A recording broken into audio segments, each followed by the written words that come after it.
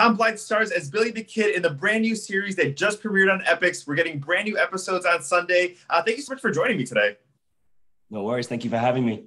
So let's talk a little bit about the research. Obviously, there's books, there's previous movies, but not only did you do that, but you also got on a plane, you went to New Mexico, you went to Arizona and did research on your own. Tell me a little bit about that trip.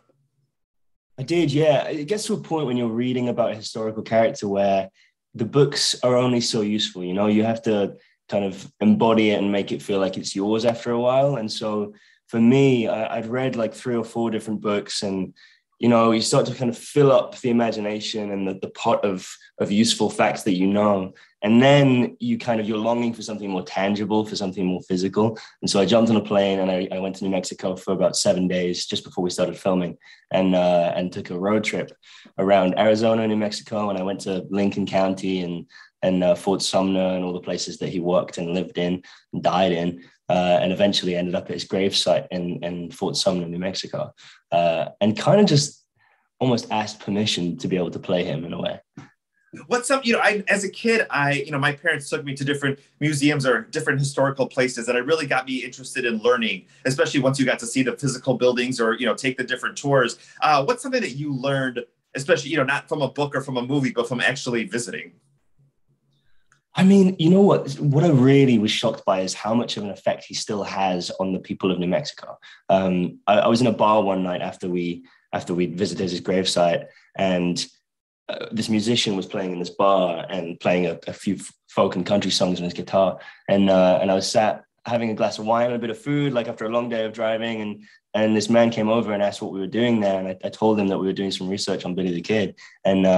And he sits down with us, joins and orders a drink. And we spend the next hour and a half just talking and shooting it about Billy the Kid. And he tells me how much he means to him and how many songs he's written about him and all his kind of theories about whether he, lived or died or survived Pat Garrett's assassination, and all the facts that he knew about him and how charismatic he thought he was and what a flirt he thought he was.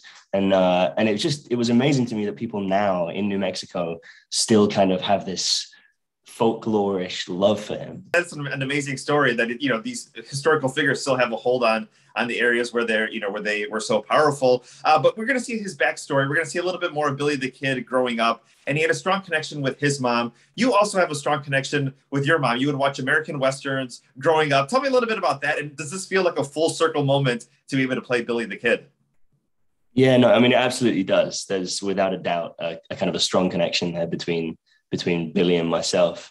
I grew up watching Westerns, and Butch Cassidy and the Sundance Kid was like one of my all-time favorites. And then every John Wayne movie ever, which I couldn't even name because we saw so many of them. We'd sit and watch them when I was sick off school or whatever. I'd sit and watch them with my mom, and we kind of bonded over them. And so there's that kind of simpatico feeling there. And also, I mean, I think he's a universal figure. I think no matter where you're from, whether it's the north of England where I grew up or New Mexico, I think there's kind of this Robin Hood quality to him, where he's kind of this everyman that people can relate to, but also are fascinated by because he took actions to survive and to kind of to defend his family and his beliefs that we wouldn't necessarily take, but we're still fascinated by him because he's kind of honorable and yet gritty and dirty at the same time. And I think that juxtaposition fascinates us.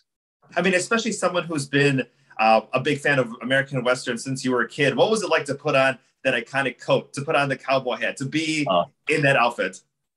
Man, the moment I put that on, I was with Otto Bathurst, the director, and Carol, our costume designer. And I just got out of 2 weeks of quarantine because it was in the middle of the pandemic, right? And so I went into the costume fitting and tried on all these clothes. And there was this moment where she gave me the jacket, and it was the exact like corduroy type jacket that he's wearing in the iconic picture. And I put it on, and then she hands me the hat. And the moment I put it on, there's this kind of magical moment where I looked up in the mirror and saw him. And then I almost like in a flash forward, I kind of like in the mirror, I saw behind me, there was the iconic picture of him on the wall. And I could see the two of us next to each other, standing next to each other. I was like, what? That's insane. I mean, it did feel full circle. And especially after visiting his gravesite and all his kind of stomping grounds in New Mexico, there was this moment of just things kind of sliding in together and feeling kind of honored to be there and be wearing his clothes. That is amazing. Final thing here, what can we preview in Sunday's episode? What are we going to see? Sunday's episode, I mean, if for those people who've seen the first two or first three episodes out now on Epix, I think number 4 on Sunday, you're going to see a Billy that after facing a lot of loss and a lot of trauma and some obstacles kind of in his early youth, you're going to see a Billy kind of step into being a young man, I think, for the first time, and start to realize that he has to kind of step up in order to survive, and also realize that some of the morals that his family left him with actually might get in his way if he doesn't know how to meet the violence that he's met with, and do what it takes to survive. I think he becomes scrappier. I think he becomes grittier in episode 4. Episode 4 is actually one of my personal favorites because I think we see a real transformation in him. That is amazing. Well, you have a couple of days to binge watch the first 3 episodes. If you have not seen them, get ready for episode number 4. Tom, thank you so much for your time today. Billy the Kid, go ahead and start streaming it.